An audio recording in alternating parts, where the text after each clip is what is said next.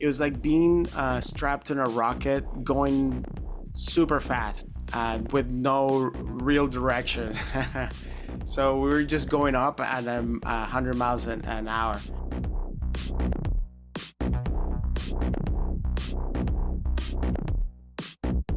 Hello, viewers, listeners. Thanks for joining us again here at Test, Optimize, and Scale. Have a video discussion, video production conversation here for you today with a thought leader in the space, Gus Padron, CEO, founder of GP5 Productions, going to talk about development, distribution, all different types of audience analytics and engagement.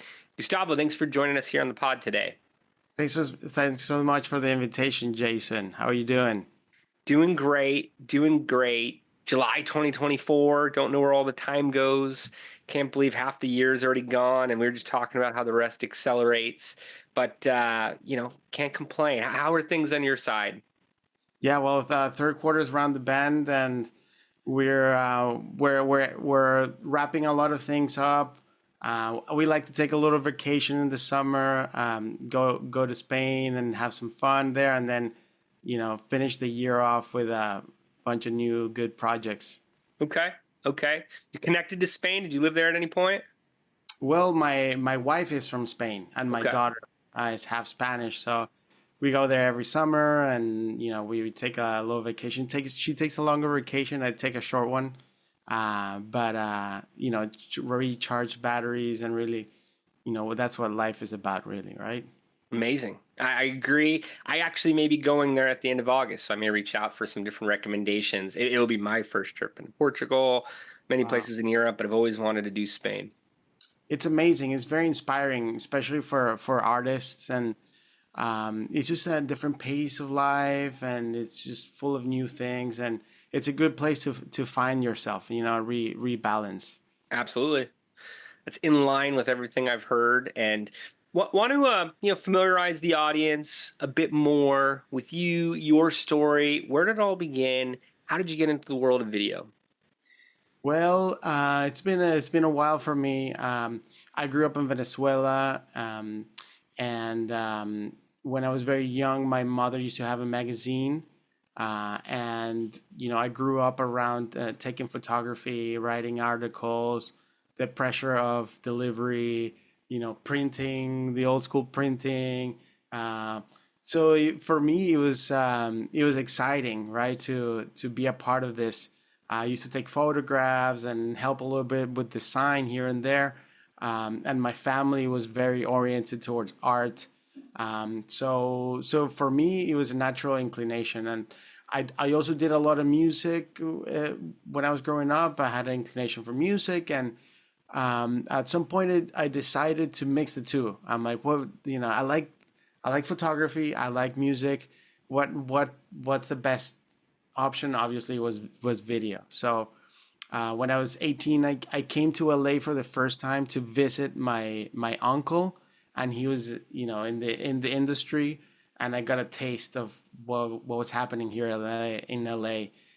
So eventually, as the years went by, I went to film school in Orlando, and I made my way to LA. So, and this is where we're at right now.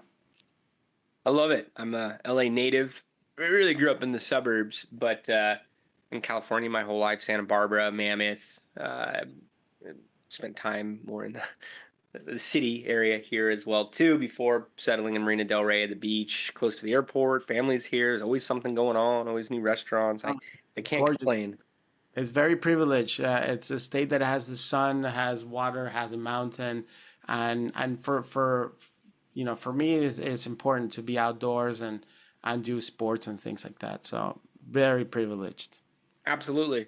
That's what I was doing up in Mammoth, was snowboarding. I still get 20 or more days a year in. I get to go on some pretty cool trips with helicopters and snowcats and all types of fun stuff. But I love it. And then I try to get out to the beach daily here in Marina Del Rey. So big fan of the outdoor environment as well. Absolutely. So you're taking photographs, you're writing articles, writing music, run into some, obstacles with deadlines and distribution, or, and feeling the benefits of doing it for work and, outside of it. How did you set up GP5 Productions? Can you tell us more about the types of projects you've been able to be a part of through this venture? Absolutely. So actually tying it back in, my mom's magazine was called GP Guide, the GP Guide, and I wanted to pay some homage to that time period in my life and my mom's effort. And so I decided to build GP5 with like a tech angle to it. And based on production. And once I left school and I came to LA, I established a company uh, just to uh, just to do freelance work and kind of always had the idea of writing articles, connecting interesting pieces, doing commercial work. So that's slowly evolved through my career into what is formerly known as GP5 Productions, which is a sports and adventure brand uh, production company. So we do all types of content from documentaries, television shows, commercials, and all the way to content for these brands because we believe that in sports and adventure and outdoor, it's the best environment for human growth, right? So as you know, my career progressed slowly from Maker Studios was the first place that I got to work here in LA. It was a Oh, wow. studio that grew to it was 250 influencers at the time. The term influencer didn't even exist, Right.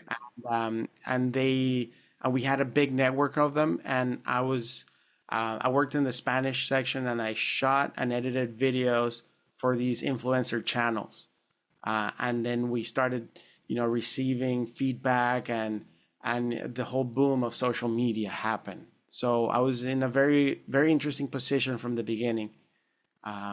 We got to work uh, the RZA in smaller channels like um, Tim Delgado, PD Flow, um, and these were channels that were huge at the time. Equals three amazing reach, and we had to battle. Our biggest battle was how to create consistent content when it was very costly at the time. Sure. Yeah. It's funny that you mentioned Maker Studios. I learned a lot about the ecosystem through Maker. I built a relationship. It's a while back at this point, but for someone on the A&R side at Maker, so he was discovering artists, and it really helped if they had an existing audience, an existing community. But told me stories about seeking out talent, individuals who had nothing, and how channels were built from the ground up, and the creators would co-promote each other, and the amount of traffic, the amount of views just overnight was astounding to me. And I know Maker went on to get acquired by Disney and just keep growing. So wow, it's awesome to hear you were part of that whole journey.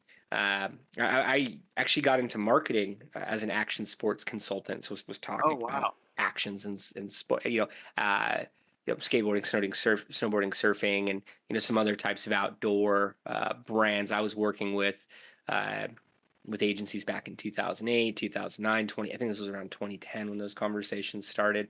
So we probably crossed paths, at least a degree of separation or whatever it may have been. It's really exciting to hear you're part of the whole mix, the growth over at Maker. Yeah. No, it was like being strapped in a rocket going super fast with no real direction. So we were just going up at 100 miles an hour. And there was a lot of learning in that process that I still apply to what I do today.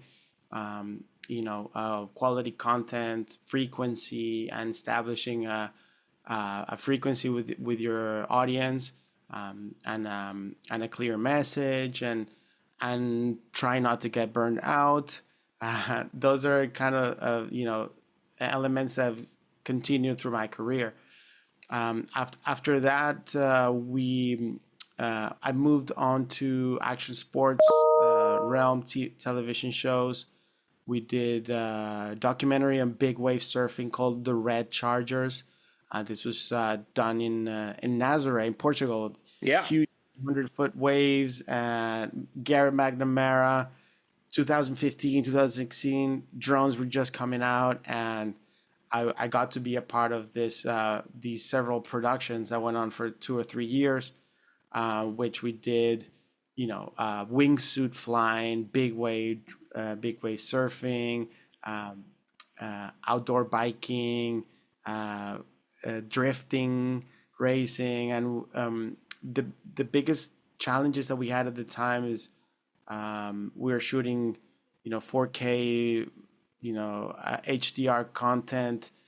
Computers, there's always a rivalry between the resolution and the computer capabilities, right? So Sure. we were really in the cutting edge of the technology of production, and then creating storytelling from these, high res, full, emotionally and visually charged content. So that was very exciting. How do you go about a project like Nazaré in Portugal, or any number of these, the outdoor mountain biking? How do you look to capture the intensity, the height, the steepness, the life or death feeling that is present when you're participating in these sports, or even just watching them in person? It can be very difficult to have that translate to film, to video. How do you go about that documentation? Well, it's funny. It's like a yin yang, right? We are very these things are very they're like eye candy. They're amazingly to watch, but they're very short. They're very short-lived sections of high excitement, and what you want to do is understand what it takes to get to those few seconds. So really building up like an emotional charge to the action, to the sport, what the sweat and the tears that these athletes have to go through, that they have to prepare for years and months, and sometimes they get injured, and they gotta wait another 6 months or 8 months just to do this one feat, and it's incredible to see, and it almost feels like it's so natural for them. It's as opposed to being like in an office sitting down and doing, long periods of time sitting down the computer and working at something. This is more living life outdoors and working out, and to complete, a very, very, very short window of high intensity action. In From the filmmaking aspect, we want all the angles, we want all the elements that make the piece one thing. I talked about quality, and quality here has a place and a place and a time, right? So when GoPro came out, it kind of solved that issue. Now you had the capability of taking something smaller into a more action packed place, and it can be forgiving because it's part of the story. You are not expecting to get 8K resolution from a guy that's surfing a 100-foot wave, but now you have these smaller devices which keep getting better, and they produce amazing content. So it's about being at the right place at the right time with the right gear. Right place, right time, right gear, quality. Are you, paddling out and getting out there in the water? Are you on a jet ski? Are you getting aerial shots? Is this from the bluffs? Nazare as an example, 150-foot plus waves. Just trying to paint the picture for listeners. Well, we have a team, a dedicated DP that um, that knows exactly what elements to use at what time, right? So what we do is prepare batteries. That's our big, that's the most Important. important, Oh yeah. and the card, right? So you got the device and the batteries and the cards, and you distribute it in all the places that you can. For example, drones have a limitation in battery life more than the visual cards. So understanding when the swells are at their highest peak, when the surfers are in the right position, and you choose a 10-minute window into and you just pray that that the surfer catches a good wave. And then as far as the GoPros and all these things, they're easier to handle. You shoot them when they feel like the action is coming. And with the high definition cameras, it's all about positioning. So a mixture of these three is crucial to capture the best content that you can. Um, and then obviously comes post production side, which is a whole nother beast. Sure. Sure. How long does the post take on something like that? You doing a few weeks, few months? Is there shorter form that has to come out a few days later at times, especially for some of your brand projects now? Well, it's all tied into the budget and the timing. So Sure. if you have if you have a low budget and you don't have and you have a high time constraint, then these are the tools you got to work with. So so you kind of check your balances and work your way up, like building a house, a foundation. Okay, I need a roof over my head, but I need to build the foundation first, and this is how big it's going to be, the project. So you start setting your boundaries to the things that you can do. For a project like this documentary, it took us 2 years to build. We had, at the time, it was like 80 terabytes of footage, which was huge, and 67 days of four cameras shooting at different periods of time with different actions. So the challenge here was to effectively remove the data and put it into a story format. How does that happen? It takes a lot of technical ability to realize, form days, and out of those days, uh, kind of catalog each section of the action or the either action or spoken part, and then match either the action or the spoken part together to thread the story. And a lot of these things come unthreaded, and they don't have specific things that close. So you got to find an ending. You got to find a motif that joins all these the action and the words into a message, and that's where the craft of post production lies. Absolutely. And it's amazing what you guys put together. It's like you said, it's these bite-sized moments. 2 years of pre-production and leading into it and crafting the narrative to tell the story. My dad could watch it and relate, think it's amazing. Never Yeah, surfed a day in his life. absolutely. And yeah, I mean the stories of surfing and sports in general are very human at a basic level and an instinctual level. So you for in the most part they're always associated with danger, and danger has like a fear sort of response, which is very attractive. That and and it's very humanizing for me. Uh, that it makes you feel like, oh my god, these guys are risking their lives, um, and it gets you excited as well. So that's what we love about it. Absolutely.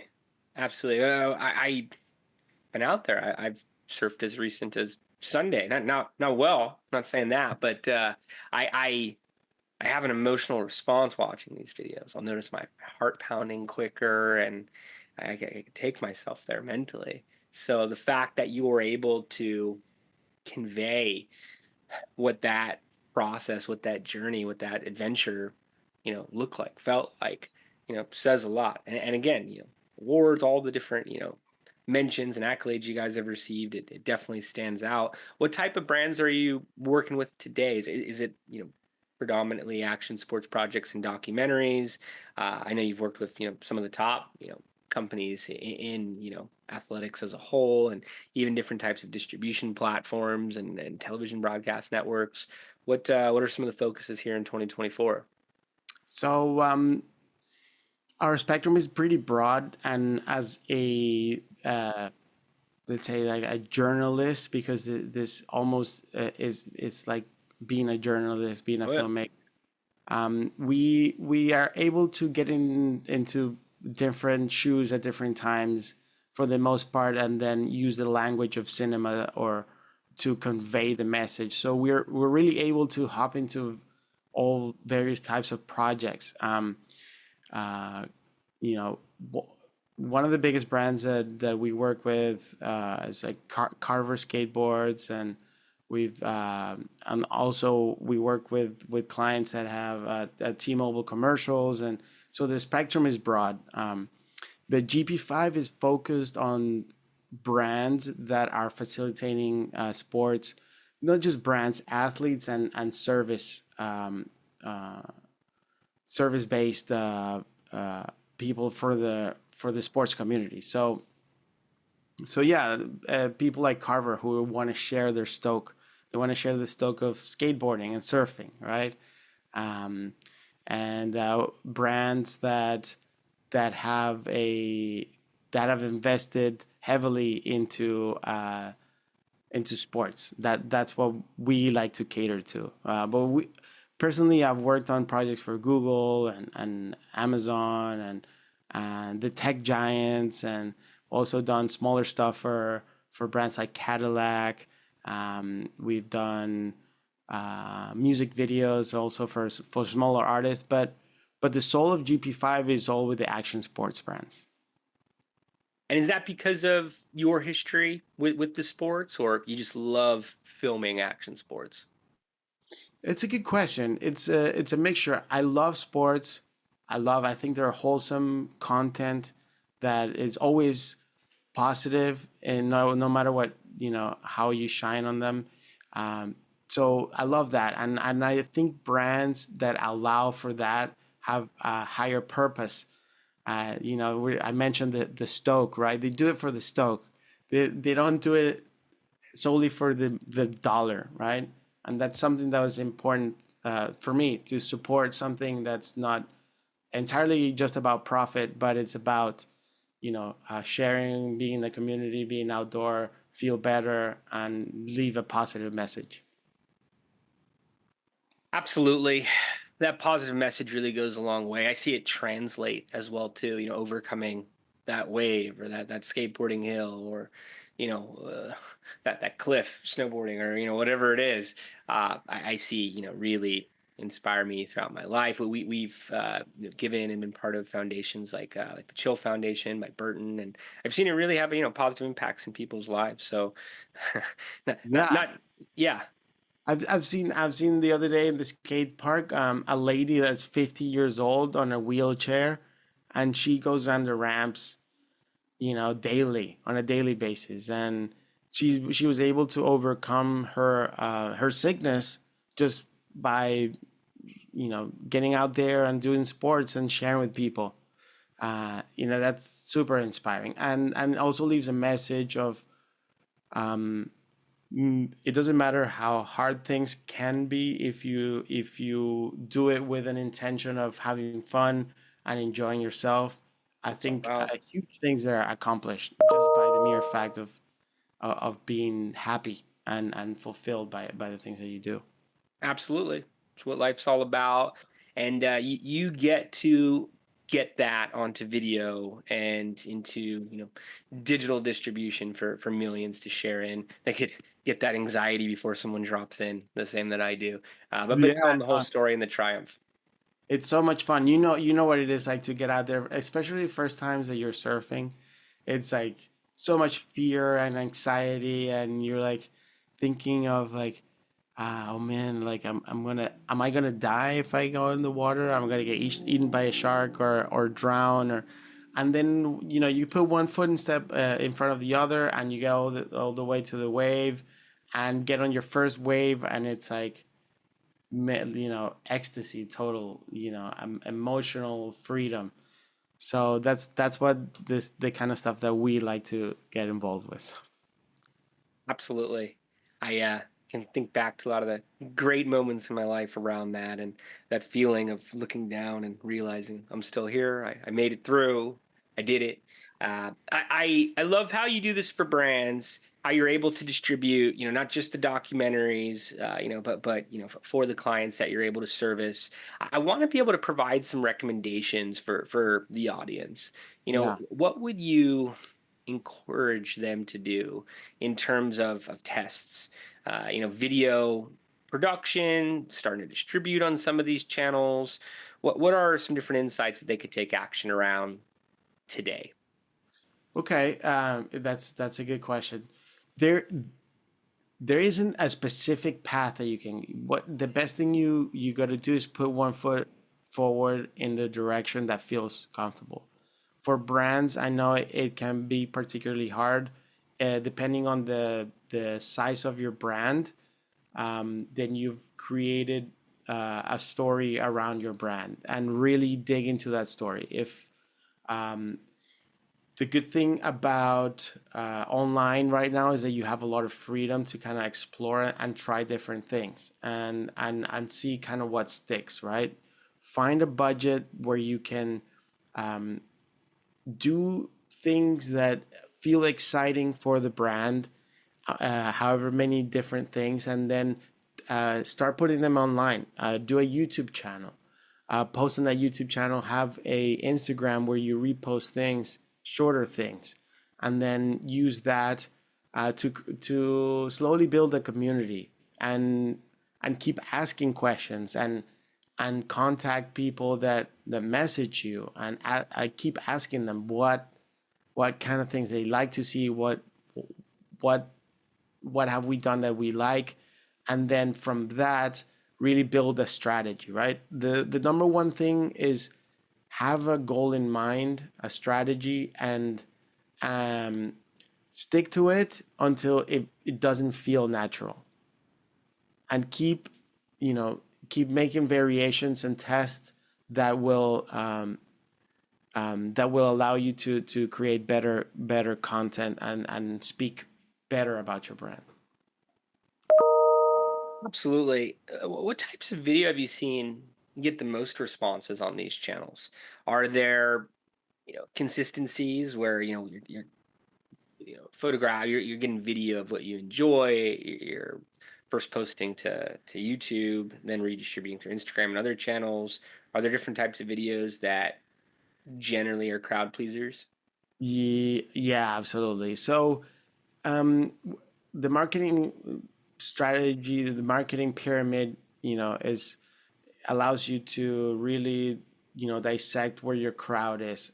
People that don't know you all the way to biggest fans, and there there there are pieces of content that you set up for each one of those levels, and what you want to do is create a thread of communication that would take someone from unknown to all the way to your biggest fan. And how do you do that? If you, let's say for example, a skateboard brand that is very well known, it's been in the market for 30 years, they can be very technical about their devices and how the curvature or the angle of the truck and these things. But these things are designed for the fan, the person that knows a lot about the brand. The people that don't know anything about the brand are going to be brought in by the stoke factor, that skateboarder girl that launches on the bowl. Those little if you move it deeper into the funnel, those like intricate stories about how a small documentary, a small short about how this brand has changed someone's life or has made it easier for this person to achieve something.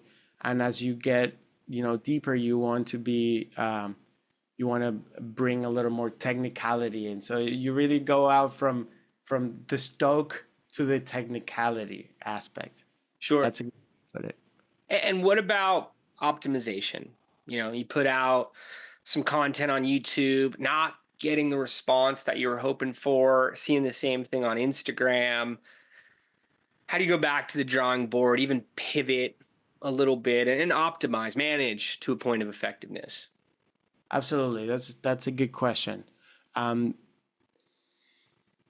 Nowadays, there's a lot of metrics that help you do that, but fundamentally, if you've established a good strategy, you have to give it the proper appropriate time to develop. And I think a lot of entrepreneurs like myself have that issue of seeing immediate results, right? And you want to improve on something, and it really it's about giving it enough time. If a social media strategy could take a year to fully kick in, but thanks to YouTube's metrics or Instagram, you can kind of tell what kind of content resonates better with your audience. So give it ample time, study the metrics, don't be too obsessed about it. I know we keep trying to do a mixture of organic content, but also you want really establish your brand, and you want to set your brand communication very clear, because that can get very diluted really fast. Absolutely. And I like you said, don't get too obsessed with it, because I think marketers, founders can get so attached to a set of messaging or video creatives, visuals, whatever it may be. And we really need the analytics, the data to show us what's working. So, you got to have the ability to take a step back. Um, Again, I make translations to action sports. If I am trying too hard for a new trick in the snowboard park, I'm probably gonna overthink it, create more anxieties. I'm not gonna perform as well.